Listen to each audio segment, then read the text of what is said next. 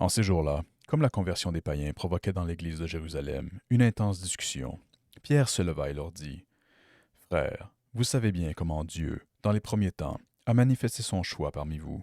C'est par ma bouche que les païens ont entendu la parole de l'Évangile et sont venus à la foi. Dieu, qui connaît les cœurs, leur a rendu témoignage en leur donnant l'Esprit Saint, tout comme à nous.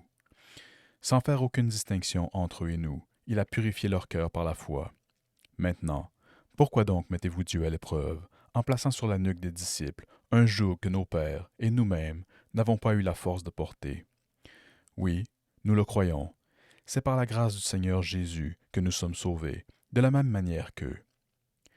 Toute la multitude garda le silence, puis on écouta Barnabé et Paul exposer tous les signes et les prodiges que Dieu avait accomplis grâce à eux parmi les nations. Quand ils eurent terminé, Jacques prit la parole et dit: Frères, écoutez-moi. Simon-Pierre vous a exposé comment, dès le début, Dieu est intervenu pour prendre parmi les nations un peuple qui soit à son nom.